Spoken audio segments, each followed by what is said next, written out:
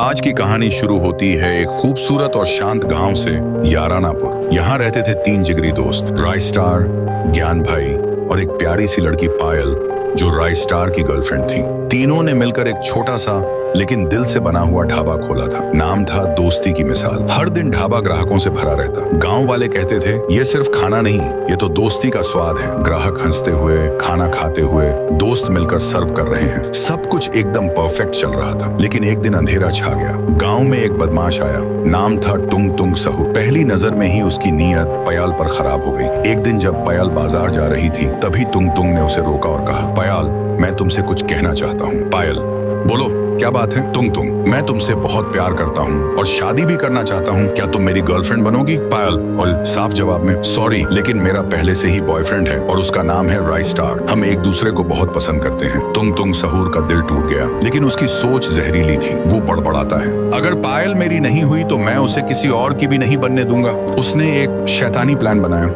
अगले दिन रात को ढाबे का काम खत्म हो चुका था। रायस्टार ने कहा, पायल, मैं घर जा रहा हूँ, तुम और ज्ञान भाई ढाबा बंद करके आ जाना। रायस्टार चला गया। पायल और ज्ञान भाई ढाबे का काम समेटने लगे। तभी तुंग सहूर ने एक मौका देखा। उसने ढाबे से बिरयानी का ऑर्डर दिया। ज्ञान भाई बोला, पायल, तुम ढाबे का ध्यान रखना, मैं ये ऑर्डर डिलीवर करके आता हूँ। जैसे ही ज्ञान भाई निकले, तुंग अपने दो गुंडों के साथ ढाबे में घुस आया। पायल बोली, ढाबा बंद हो चुका है, कल आइए। तुंग बोला, हमें तो कुछ और चाहिए। और अचानक उसने पायल के सिर पर वार कर दिया। पायल जमीन पर गिर पड़ी। फिर उन दरिंदों ने उसके साथ घिनौना काम किया। पायल चिल्ला रही थी, मुझे छोड़ दो, लेकिन उन्होंने एक न सुनी। फिर उसे वहीं अधमरा छोड़कर चले गए। पायल की मौत हो चुकी थी। कुछ देर बाद ज्ञान भाई लौटे। उन्होंने पायल को देखा। वो जमीन पर पड़ी थी, उसकी सांसें थम चुकी थी। ज्ञान भाई ने तुरंत रायस्टार को फोन किया। रायस्टार अपनी बाइक लेकर तूफान की तरह ढाबे पर पहुंचा। पायल की लाश देखकर उसका खून खोल उठा। वो चीखा, सीसीटीवी देखो, फुटेज में सब कुछ साफ था। तुंग सहूर और उसके गुंडे ही कातिल थे। अब रायस्टार और ज्ञान भाई ने उठाया बदले का हथियार। दोनों निकल पड़े तुंग के इलाके की ओर। तुंग तैयार था। उसने कई गुंडे बुला लिए थे, लेकिन उसे क्या पता था कि दोस्ती का जुनून किसी भी फौज पर भारी होता है। मुझे पता था तू आएगा,